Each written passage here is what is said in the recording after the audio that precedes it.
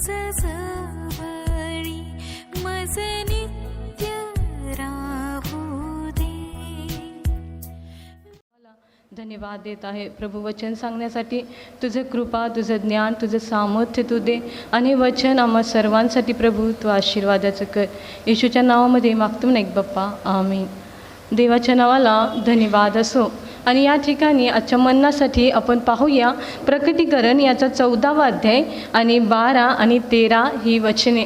आणि 13वं वचन जर आपण पाहिलं तर त्या ठिकाणी परमेश्वराचं वचन आपल्याला सांगत आहे की तेव्हा स्वर्गातून झालेली वाणी मी ऐकली, ती म्हणाली लिही.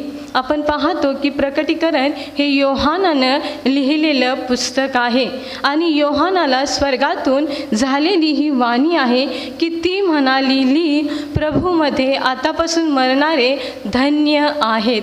प्रभूमध्ये आतापासून मरणारे धन्य आहेत. प्रियांनो, तुमचं आणि माझं जीवन हे प्रभूनं दिलेलं जीवन आहे आणि ज्या वेळेस आपण हे जीवन जगतो या भूतलावर, त्यावेळेस आपण प्रभूमध्ये जीवन जगलं पाहिजे आणि आपलं मरण देखील प्रभूमध्येच असण्याची गरज आहे. जर उपदेशक याचा 3रा अध्याय, उपदेशक 3रा अध्याय आणि 1 आणि 2 वचनामध्ये उपदेशक म्हणत आहे की सर्वांचा काही उचित काळ म्हणून असतो. भूतलावरील प्रत्येक कार्याला समय असतो. जन्मसमय व मृत्यू समय, रोपण्याचा समय व रोपलेले उपटण्याचा समय. प्रियांनो, आपल्या जीवनामध्ये जन्म समय आहे आणि मृत्यू समय देखील आहे आणि तेच आपण त्या ठिकाणी जर स्तोत्र 90 आणि 3 देखील आपण पाहतो की तू मनुष्याला पुन्हा मातीस मिळवितोस आणि म्हणतोस, अहो मानवांनो परत या. या पृथ्वीवरून आपलं आयुष्य अल्प आहे आणि आपल्याला इथून जायचं आहे. तर आपलं जे जीवन असावं ते प्रभूमध्ये आपलं जीवन असण्याची गरज आहे आणि आपल्या कष्टापासून सुटून त्यांना विसावा मिळेल म्हटलेलं आहे. देवाच्या नावाला धन्यवाद असो. आणि मत्ते 11:28 जर आपण पाहिलं तर त्या ठिकाणी परमेश्वराचं वचन आपल्याला सांगत आहे की अहो कष्टी व भाराक्रांत जन हो, तुम्ही सर्वजण माझ्याकडे या, म्हणजे मी तुम्हाला विसावा देईन. यानो, ज्या वेळेस आपण या शरीरामध्ये आपण जीवन जगतो, या भूतलावर आपण जीवन जगतो आणि कष्ट हे मनुष्याच्या जीवनामध्ये आहेत. देवाच्या नावाला धन्यवाद असो. आणि आपण उपदेशक याचा 1ला अध्याय आणि 4थं वचन त्या ठिकाणी सांगितलेलं आहे की सर्व काही कष्टमय आहे, त्याचे वर्णन करता येत नाही, ते पाहून डोळ्याची तृप्ती होत नाही, ऐकून कानाचे समाधान होत नाही. आणि त्या ठिकाणी तो 1:14 म्हणत आहे की देवाने मनुष्याच्या मागे बिकट कष्ट लावून दिला आहे. देवाच्या नावाला धन्यवाद असो. पण परमेश्वर या ठिकाणी म्हणत आहे की अहो कष्टी व भाराक्रांत जन हो, तुम्ही सर्वजण माझ्याकडे या, म्हणजे मी तुम्हाला विसावा देईन. प्रियांनो, या पृथ्वीमध्ये आपण जगत असताना कष्ट आणि कष्ट करतो. कष्टानं आपण दुःखी आणि कष्टी होतो, पण अशा भाराक्रांत आपण होतो. पण परमेश्वर म्हणत आहे कष्टी भाराक्रांत जन हो, तुम्ही सर्वजण माझ्याकडे या, म्हणजे मी तुम्हाला विसावा देईन. ते आपल्या कष्टापासून सुटून त्यांना विसावा मिळेल. प्रकटीकरणामध्ये आपण पाहतो कष्ट. प्रियांनो, आपण प्रभूमध्ये कष्ट घेणं गरजेचं आहे. प्रभूमध्ये आपलं श्रम असण्याची गरज आहे आणि कष्टापासून सुटून त्यांना विसावा मिळेल. त्यांची कृत्ये तर त्यांच्या बरोबर जातात.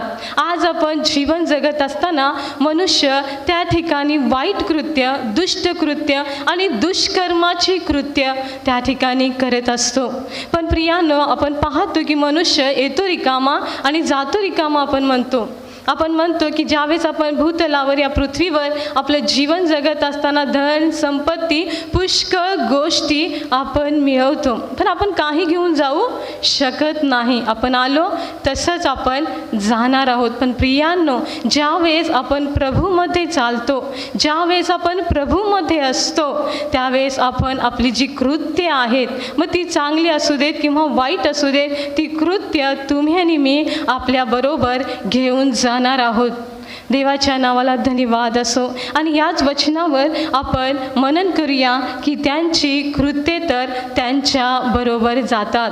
जर उत्पत्ती याचा 5वा अध्याय, उत्पत्ती 5वा अध्याय आणि त्या ठिकाणी 1 ते 24 जर आपण पाहिलं तर त्या ठिकाणी आदामाचं वंशज असं आपण पाहतो. आदामाला शेत झालेला आहे, शेतला काईन झालेला आहे.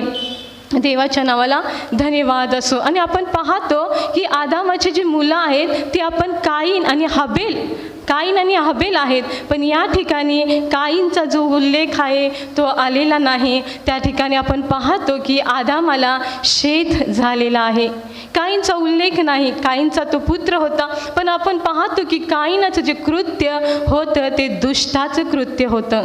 त्याने आपल्या भावाचा द्वेष केला. त्याच्या जीवनामध्ये आपण राग पाहतो. परमेश्वराचं वचन आपल्याला सांगतं की जळू फळू नको.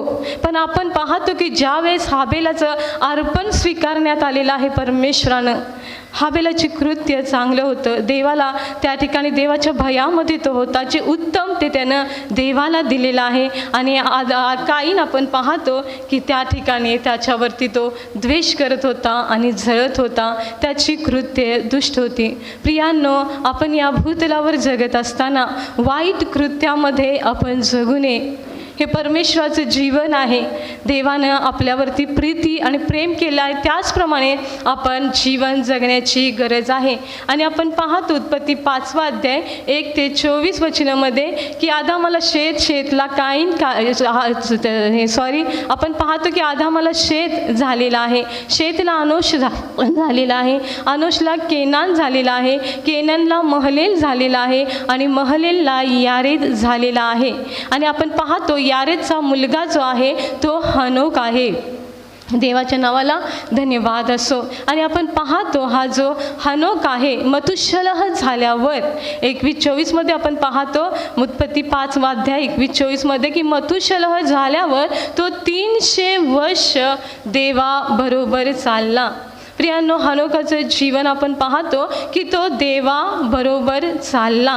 आज आपण देखील हे जे जीवन परमेश्वरानं आपलं बहुमूल्य मौल्यवान रक्त देऊन विकत घेतलेलं हे तुमचं आणि माझं जीवन जे आहे ते जीवन कसं असावं? देवाबरोबर चालणारे असावं. देवाबरोबर चालणे, देवाच्या भयामध्ये राहणे, देवाची इच्छा करणे आणि देवाच्या आज्ञेत राहणे. आणि हनोकाचं जीवन खरंच महान आणि अद्भुत असं आपण पाहतो, कारण तो आपल्या जीवनाद्वारे देवाला संतोषित होता. आणि ते पौलाने इब्रीकरास पत्र याच्यामध्ये आपण पाहतो 11वा अध्याय 5वा वचनामध्ये तो लिहिलेला आहे. इब्रीलोकास पत्र 11वा अध्याय आणि 5वा वचनामध्ये तो सांगत आहे की हनोक देवाला संतोषित होता आणि त्यांच्याविषयी लोकांनी साक्ष दिलेली आहे. देवाच्या नावाला धन्यवाद असो. खरंच हनोकचं जीवन आपण पाहतो 300 वर्ष तो चालला. किती त्याचं जीवन आपण पाहतो की देवाला समर्पित आणि देवाला आवडणारं असं त्याचं जीवन होतं. हनोकाचं जीवन देवाबरोबर चालला म्हणजे त्याचं जे जीवनाद्वारे तो आपला जो परमेश्वर आहे, जो निर्माण करता देव आहे, त्याला तो संतोष देत होता. प्रियांनो, आज आपलं जीवन कसं आहे? आपल्या जीवनाद्वारे आपलेच लोक संतोषित नसतात, आनंदित नसतात. पण प्रियांनो, तुमचं आणि माझं जीवन कसं असण्याची गरज आहे? संतोष देणारं, देवाला संतोष देणारं, आनंद देणारं असं जीवन आपण पाहतो हनोकाचं आहे. देवाबरोबर तो चालला. आपण देखील देवाबरोबर चालण्याची गरज आहे. आणि आपण पाहतो की हनोक हा त्या ठिकाणी यहुदाच्या पत्रामध्ये आपण पाहतो, यहुदा 1:14-15 जर आपण पाहिलं की आदामापासूनचा हा 7वा पुरुष आहे. आदामापासूनचा हा 7वा पुरुष हनोक आहे. आणि त्याने त्या लोकांना उद्देशून संदेश दिलेला आहे, सर्वांचा न्यायनिवाडा करावयास तो येणार आहे सर्वांचा न्यायनिवाडा करावयास. आणि ज्या कठोर भक्तिहीन पापी जनांनी त्याला दोषी ठरविलं त्या सर्वांस दोषी ठरवावयास प्रभू त्या ठिकाणी आपल्या लाखो पवित्र जनासहित आला. असं त्या ठिकाणी हे जे प्रकटीकरण आहे आपण पाहतो की हनोखाला देण्यात आलेलं आहे. पहा, हनोखाचं जीवन अद्भुत आहे. लाखो पवित्र जनासहित त्या ठिकाणी तो आलेला आहे. पवित्र जन आपण त्या ठिकाणी प्रकटी 14 अध्यायाने 12 वचन पाहिलं की ज्यावेळेस आपण देवाच्या आज्ञा पाळतो आणि येशूवरील विश्वासाला धरून राहणारे पवित्र जन आहोत. आणि आज आपण सर्वजण कोणावर विश्वास ठेवतो? येशूवर विश्वास ठेवतो. आणि जर येशूवरील विश्वास जर आपण धरून राहतो तर आपण कोण आहोत? पवित्र जन आहोत. आणि आपल्या लाखो पवित्र जनासहित प्रभू त्या ठिकाणी आलेला आहे. त्या सर्वांचा न्यायनिवाडा कराव्यास. हनोखाचं जीवन पहा, त्या ठिकाणी अद्भुत असं आहे. देवाला संतोष असं देणारं त्याचं जीवन होतं. त्यामुळं आपण पाहतो की त्याच्या जीवनामध्ये मरणाचा अनुभव आला नाही. इब्री 11:5 त्याला जीवनामध्ये मरणाचा अनुभव आला नाही. आणि तो देवाबरोबर 365 वर्ष चालला आणि देवाने त्याला नेले, परमेश्वरानं नेलं. म्हणजे पहा त्याच्या जीवनाद्वारे किती अद्भुत असं कृत्य आहे. जन्मसमय मृत्यूसमय उपदेशक म्हणत आहे, पण आपण पाहतो की हनोखाच्या जीवनामध्ये मरणाचा अनुभव आलेला नाही. प्रियांनो, 3 कृत्यांविषयी आपण पाहणार आहोत. तर पहिलं जे कृत्य आहे ते आपण पाहूया की देवाला आपल्या जीवनाद्वारे संतोषविणारे असे कृत्य आपण करावे. देवाला आपल्या जीवनाद्वारे संतोष देणारी कृत्य आपण करावी. या आपण दुसरं त्या ठिकाणी पाहूया. आणि जर आपण पाहिलं नीतिसूत्रे याचा 19वा अध्याय आणि त्या ठिकाणी 17वं वचन, नीतिसूत्रे 19:17 वचन आपल्याला सांगतं की जो दारिद्र्यावर दया करतो तो परमेश्वराला उसने देतो, त्याच्या सत्कृत्यांची फेड तो करील.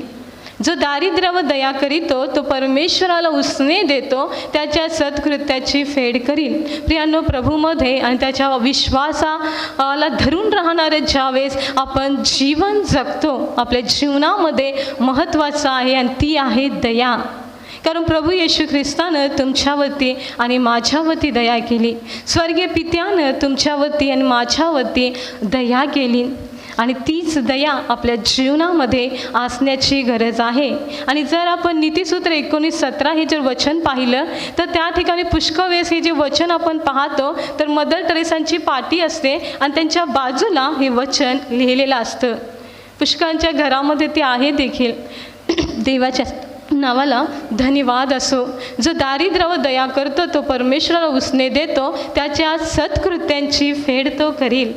प्रियांनो, आज आपण एखाद्या दारिद्र्यावर दया करण्याची गरज आहे. दयेचं मन आपल्या जीवनामध्ये असण्याची गरज आहे. कारण शेवटच्या काळी लोक काय होतील?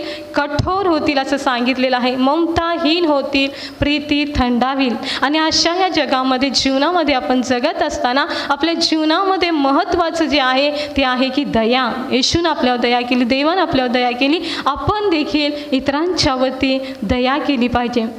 परमेश्वराचं वचन सांगतं, भुकेलेल्यास अन्न दे, कोणी तुझी बंडी घेऊ पाहतो तर त्याला अंगरेखा दे, उघडा दृष्टीस पडल्यास त्याला वस्त्र दे म्हणून सांगितलेलं आहे. जो कोणी तुझ्याकडे उसने घेऊ पाहतो त्याला पराडमुख होऊ नको. प्रियांनो, जर आपण त्या ठिकाणी देऊ शकतो तर आपण दिलं पाहिजे, आपण दया केली पाहिजे. मदर टेरेसांचं जीवन आपण पाहतो की 18 वर्ष म्हणजे खूप वय नाही आहे. त्या वर्षापासून त्यांनी त्या ठिकाणी दारिद्र्यावरती त्यांनी दया केली, त्यांची सेवा त्यांनी केली, कुष्ठरोगांची सेवा केली. त्यांच्यासाठी त्या ठिकाणी त्यांनी अन्न मागून आणलं. म्हणजे आपण पाहतो की आपण आपल्या लोकांची दया करत नाही किंवा सेवा करत नाही, पण मदर टेरेसांचं जीवन देखील खरंच आपण पाहतो महान असं जीवन आहे. कारण ती दारिद्र्यांची सेवा करत होते. ज्यावेळेस त्या भारत देशामध्ये आल्या, कोणतंही नातं नाही तरी देखील आपण पाहतो की त्या ठिकाणी त्यांनी आपलं पूर्ण जीवन लोकांची सेवा करण्यात घालवल्या. जे गोर आहेत, गरीब आहेत, जे त्या ठिकाणी गरजवंतू आहेत, जे कष्टामध्ये त्रासामध्ये आहेत, अशा लोकांची त्यांनी सेवा केलेली आहे. आणि खरंच प्रियांनो, जो दारिद्र्यावर दया करतो तो परमेश्वराला उसने देतो म्हटलेलं आहे. पहा, परमेश्वराचा आकाश पृथ्वी सर्वस्व परमेश्वराचं आहे. आपल्याला देखील देवानंच दिलेलं आहे सर्व काही. सर्व काही हे देवानं दिलेली आपल्यासाठी सर्व देणगी आहे. आपण देवाला काय देऊ शकतो? पण परमेश्वर म्हणतो, जो दारिद्र्यावर दया करतो तो परमेश्वराला उसने देतो. परमेश्वराला उसने देतो. आपण पाहतो की आपण एक मनुष्याला उसने देतो, पण या ठिकाणी परमेश्वराचं वचन सांगत आहे, दारिद्र्यावर दया करणारा परमेश्वराला उसने देतो, त्याच्या सत्कृत्यांची फेड तो करील. प्रियांनो, हे सत्कृत्य आपण प्रभूमध्ये जीवन जगत असताना आपल्या जीवनामध्ये हे असण्याची गरज आहे. आपण देवाच्या नावाला धन्यवाद असो. आणि याकोबाचं पत्र जर तुम्ही 4 अध्याय आणि त्या याकोबाचे पत्र याचा दुसरा अध्याय आणि 13वं वचन जर त्या ठिकाणी बघितलं, जो दया करीत नाही त्याचा न्याय दये वाचून होईल. याकोब म्हणत आहे, जो दया करीत नाही त्याचा न्याय दये वाचून होईल, कारण दया न्यायावर विजय मिळविते. दया कशावर विजय मिळवते? न्यायावर विजय मिळवते. म्हणून प्रियांनो, तुमचं आणि माझं जीवन एक दयेचं जीवन असण्याची गरज आहे. देवाच्या नावाला धन्यवाद असो. आणि याकोबाचे पत्र याचा 4 अध्याय आणि 17वं वचन सांगत आहे. याकोबाचे पत्र 4 आणि अध्याय 17वं वचन, जे चांगले करणे कळत असून जो ते करीत नाही ते त्याचे पाप आहे. प्रियांनो, आपल्याला चांगलं आणि वाईट आपल्याला कळतं, आपण मनुष्य आहोत, पण चांगलं करणं आपल्याला कळत नाही तर त्या ठिकाणी ते काय आहे? पाप आहे. देवाच्या नावाला धन्यवाद असो. आणि आपण पाहतो पहिले योहानाला पहिले पत्र जर आपण पाहिलं तर त्या ठिकाणी देखील आपण 3रा अध्याय आणि 17वं वचन आपण पाहतो की त्या ठिकाणी की स्वतःच आपण पाहतो ते वचन की त्या ठिकाणी देवाच्या नावाला धन्यवाद असो की सर्व काही आपल्याजवळ आहे, पण तरी देखील आपला बंधू गरजवंत आहे हे पाहून आपण त्याला त्याचा कळवळा येऊ देत नाही. म्हणजे स्वतःजवळ संसाराची साधने असून देखील आपला बंधू गरजवंत आहे हे पाहून त्याला त्याचा कळवळा येऊ देत नाही. त्याच्या ठायी देवाची प्रीती नाही. पहा, आपला बंधू देखील गरजवंत आहे. आपल्याजवळ पुष्कळ संसाराची साधने आहेत, पण आपला बंधू काय आहे? गरजवंत आहे आणि त्याला कळवळा येऊ देत नाही. त्याच्या ठायी देवाची प्रीती नाही तर आपल्या जीवनामध्ये दया नाही. एक कळवळीचं मन तुमच्या आणि माझ्या जीवनामध्ये असण्याची गरज आहे. आणि येशूनं खूप चांगला असा दाखला आपल्याला दिलेला आहे. लूका शुभवर्तमानमध्ये आपण पाहतो 10वा अध्यायामध्ये आपण त्या ठिकाणी आणि 30 ते 37 लूक 10 30 ते 37 मध्ये आपण पाहतो की चांगला शमरोनी त्या ठिकाणी तो यरूशलेमहून येरिहोच खाली जात होता आणि तो लुटारांच्या हाती सापडला आणि लुटारूंनी त्याचे वस्त्र काढून घेतलेलं आहे आणि त्याला मार देऊन अर्धमेला करून टाकून गेलेले आहेत. आणि आपण पाहतो त्याच वाटेने याजक निघाले, त्याला पाहून ते दुसऱ्या वाटेने गेले. लेवी देखील त्याला पाहून दुसऱ्या वाटेने गेलेले आहेत. पण शमरोनी आपण पाहतो त्यानं पाहिलं आणि तो त्याच्याकडे गेला आणि त्याला त्याचा कळवळा आलेला आहे. प्रियाने कळवळीचं मन, कारण आपला देव कनवाळू आहे, कृपाळू आहे, दयाळू आहे आणि दयाळू मन आपल्या जीवनामध्ये असण्याची गरज आहे. कारण धन्यवादमध्ये आपण पाहतो की जे दयाळू ते धन्य, कारण त्याचवर दया करण्यात येईल. देवाच्या नावाला धन्यवाद असो. चांगला शमरोनी आपण पाहतो त्याच्याजवळ गेलेला आहे आणि ज्या वेळेस त्या ठिकाणी लुटारूंनी त्याला मारलेला आहे त्या ठिकाणी त्याची अवस्था आपण पाहू शकतो. त्याचे वस्त्र काढून घेतलेले आहेत, त्याच्या शरीरावरच्या जखमा आहेत, वेदना आणि त्रासानं कष्टानं त्या ठिकाणी तो ग्रासलेला होता. आणि अशा वेळेस त्याला दयेची गरज होती, मदतीची गरज होती. आणि आपण पाहतो की शमरोनी त्याच्याजवळ गेलेला आहे. त्याला पाहून त्याचा कळवळ आला, म्हणजे त्याची अवस्था कशी असणार आहे आपण समजू शकतो. आणि कळवळ आला आणि त्याने काय केलेलं आहे? त्याच्या जखमास तेल आणि द्राक्षारस लावलेला आहे. देवाच्या नावाला धन्यवाद असो. आपल्या जनावरावर ते आपण त्या ठिकाणी त्याने आपल्या जनावरावर त्याला बसवून उतारशाळेमध्ये त्याला तो घेऊन गेलेला आहे आणि त्या ठिकाणी 2 रुपये त्यानं दिलेला आहे. दुसऱ्या दिवशी म्हणजे तो त्याच्याबरोबरच होता, त्याच्याबरोबर होता, त्याची तो काळजी घेत होता आणि दुसऱ्या दिवशी आपण पाहतो की तो सांगत आहे की त्या ठिकाणी 2 रुपये देऊन यापेक्षा अधिक खर्चाल तर मी परत येईन तेव्हा देईन. पहा हा कळवळा हे देवानं दाखला दिलेला आहे. आणि ह्या तिघापैकी त्याचा शेजारी कोण असं येशूनं शास्त्रीला विचारलं तेव्हा तो म्हणत आहे दया करणारा. व येशूनं म्हटलं तूही तसेच कर. पण आपण करतो का? आपण दया करतो? आपण आपल्या लोकांचा आपल्याला कळवळा यायला पाहिजे, इतरांचा आपल्याला कळवळा यायला पाहिजे, कारण आपला देव दयाळू देव आहे जो दया करतो. त्या ठिकाणी आपण पाहतो दारिद्र्यावर दया करीतो आणि आपण दया ज्यावेळेस करतो ते हे काय आहे?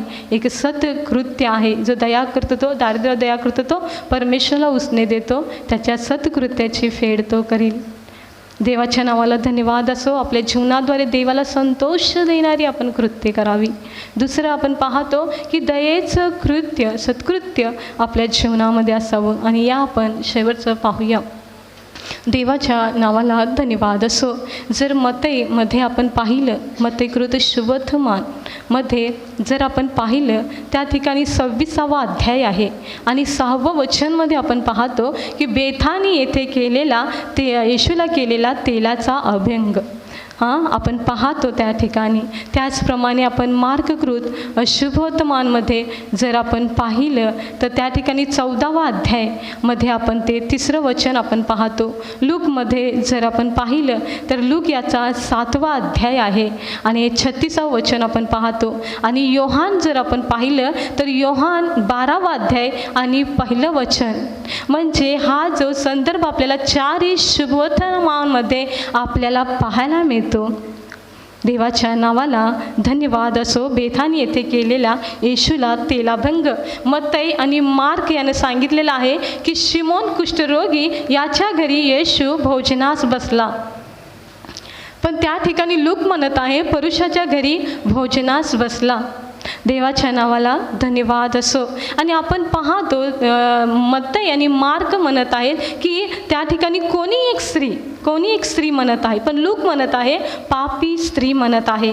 पण योहानानं खूप छान लिहिलेलं आहे. योहान म्हणत आहे 12वा अध्याय आणि 1लं वचन. बेथानी येथे मरियेने येशूला केलेला तेलाभ्यंग.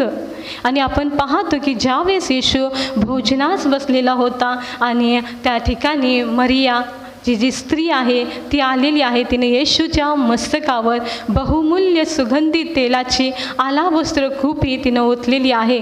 आणि योहान म्हणत आहे ते 1/2 शेर जटामासीचे शुद्ध सुगंधी तेल ते होतं.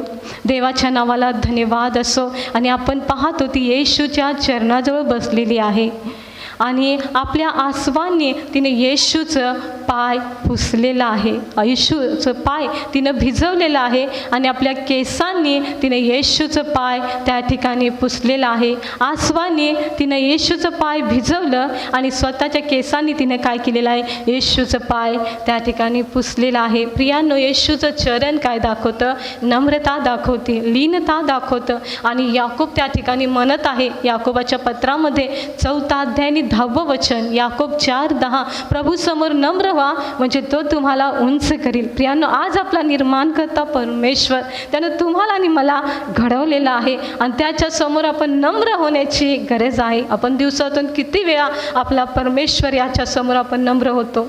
आपण प्रभू समोर नम्र होण्याची गरज आहे. प्रभू समोर नम्र व्हा म्हणजे तो तुम्हाला काय करील? उंच करील. प्रभू समोर आपण नम्र होण्याची गरज आहे. देवाच्या नावाला धन्यवाद असो. आणि मरिया आपण पाहतो येशूच्या चरणाजवळ बसलेली आहे आणि त्या ठिकाणी मत्तई याचा 26वा अध्याय आणि 10व्या वचनामध्ये येशूनं म्हटलं की हिने चांगलं कृत्य केलेलं आहे, हिनं चांगलं कृत्य केलेलं आहे. आपलं जीवन ज्यावेळेस आपण देवाला देतो, तिनं देवासाठी सुगंधी तेल दिलेलं आहे, येशूच्या मस्तकावर ओतलेलं आहे, तिनं दिलेलं आहे. प्रियांनो, आपण देखील ज्यावेळेस देतो, आपण काय देऊ शकतो? आपलं जीवन, आपले चांगलं कृत्य आपण परमेश्वराला देऊ शकतो. आणि मरियेनं तेच केलेलं आहे आणि येशूनं म्हटलं की ना चांगलं कृत्य केलेलं आहे. देवाच्या नावाला धन्यवाद असो. आणि जर आपण पाहिलं योहान कृत शुभवर्तमान याचा 13वा अध्याय आणि 3 आणि 4 जर वचनं आपण पाहिलं, योहान याचा 13वा अध्याय आणि 3 आणि 4मध्ये मी देवापासून आलो आणि देवाकडे जातो हे येशू जाणला आणि भोजन करतेवेळी तो भोजनावरून उठला आणि त्यानं आपलं बाह्य वस्त्र बाजूला ठेवलेलं आहे. आणि फिलिप्पिकरास पत्र याचा 2रा अध्याय आणि 7वं वचन सांगत आहे की त्याने स्वतःला रिक्त केले. येशू ज्यावेळेस भोजनावरून उठला आपलं बाह्य वस्त्र त्यानं बाजूला काढून ठेवलेलं आहे. त्या ठिकाणी आपण वाचतो. आणि येशू त्या ठिकाणी गंगा घेतला, गंगात येशूनं पाणी घेतलेलं आहे. त्याचा जो रुमाल आहे त्यानं कमरेला बांधलेला आहे आणि आपण पाहतो की शिष्यांचं पाय त्यानं धुतलेलं आहे आणि त्यानं जो कमरेला रुमाल बांधलेला होता त्यांनी ते पुसलेलं आहे. देवाच्या नावाला धन्यवाद असो. मानवाच्या प्रतिरूपाचे असूनही त्या ठिकाणी फिलिप्पिकरासमध्ये पौल म्हणत आहे 2रा अध्याय 7वं वचन, मानवाच्या प्रतिरूपाचे असूनही त्या ठिकाणी आपण पाहतो की द्वासाचे स्वरूप त्यानं धारण केलं. पहा आणि त्या ठिकाणी 8व्या वचनामध्ये म्हणत आहे फिलिप्पे 2:8 म्हणजे की त्याने स्वतःला लीन केलं. पहा प्रभू येशू ख्रिस्त किती लीन झालेला आहे. देवाच्या नावाला धन्यवाद असो. लीन येशू झालेला आहे. शिष्यांचं पाय येशूनं धुतलेलं आहे. आणि त्या ठिकाणी जर आपण फिलिप्पिकरास पत्र 2रा अध्याय आणि 3रं वचन देखील आपल्याला सांगत आहे त्या ठिकाणी की एकमेकांना लीनतेने आपणापेक्षा श्रेष्ठ माना. प्रियांनो, लीनता, नम्रता, प्रभू येशू आपल्यासाठी नम्र लीन झालेला आहे आणि तीच लीनता आणि नम्रता आपल्या जीवनामध्ये असण्याची गरज आहे. आपण स्वतःला श्रेष्ठ मानतो पण आज मी माझ्यापेक्षा वैशालीताईंना श्रेष्ठ मानलं पाहिजे. आपण एकमेकांना श्रेष्ठ मानलं पाहिजे. आपण एकमेकांना काय केलं पाहिजे? श्रेष्ठ मानलं पाहिजे. आणि आपण पाहतो की त्या ठिकाणी येशू लीन झालेला आहे आणि येशू म्हणत आहे त्या ठिकाणी 14वं काहीतरी वचन आहे ते योहान 13मध्ये आपण पाहतो की येशू म्हणत आहे मी प्रभू आणि पुत्र असता मी तुमचे पाय धुतले आहे तर तुम्ही देखील एकमेकांचे काय करा? पाय धुवा. येशू नम्र झालेला, लीन झालेला आहे आणि आपण देखील नम्र आणि लीन होण्याची गरज आहे. आपण पाहिलं की आपल्या जीवनाद्वारे देवाला संतोष देणारं कृत्य असावं. दुसरं आपण दयेचं कृत्य करावं आणि त्या स्त्रीला येशूनं म्हटलं की चांगलं कृत्य आपण लीन आणि नम्र त्याचं जीवन आपलं असावं. देवबाप करो हे वचन आशीर्वादित.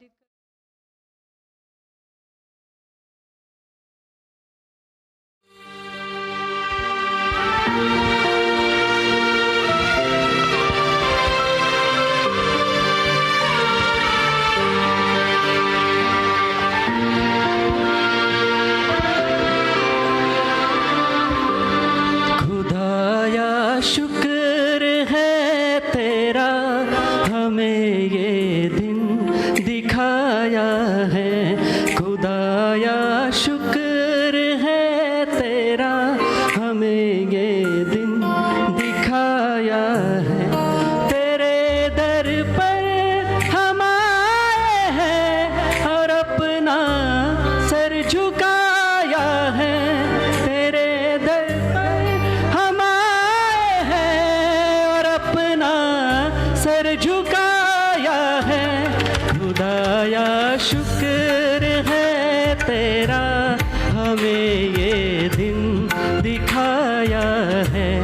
खुदाया शुक्र है तेरा हमें ये दिन दिखाया है.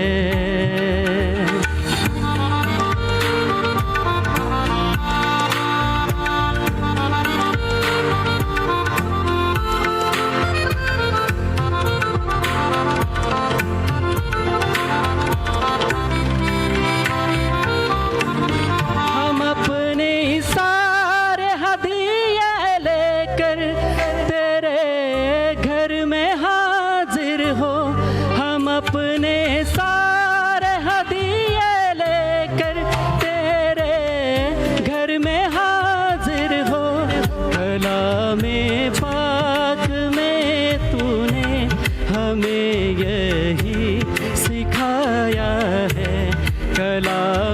पाक में तूने हमें यही सिखाया है। तेरे दर पर हम आए हैं और अपना सर झुकाया है। तेरे दर पर हम आए हैं और अपना सर झुकाया है। खुदाया शुक्र है तेरा, हमें ये दिन दिखाया है।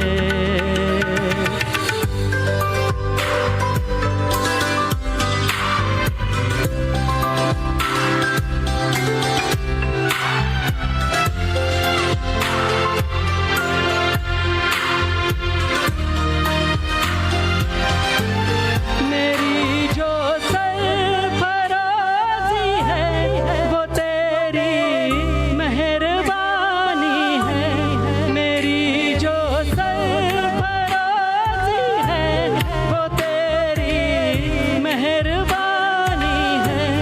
तेरे लुत्फ़ो करम का या रब किसने भेद पाया है। तेरे लुत्फ़ो करम का या रब किसने भेद पाया है। तेरे दर पर हम आए हैं और अपना सर झुकाया है। तेरे दर पर हम आए हैं और अपना सर झुकाया है। खुदाया शुक्र है तेरा, हमें ये दिन दिखाया है।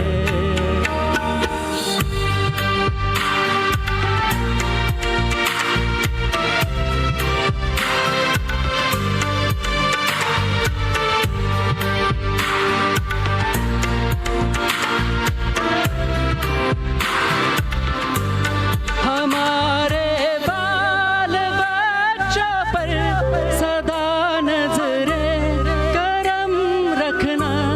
हमारे बाल बच्चों पर सदा नजरे करम रखना। कि जैसे आज तक रहमत का तेरी हम पर साया है। कि जैसे आज तक रहमत का तेरी हम पर साया है।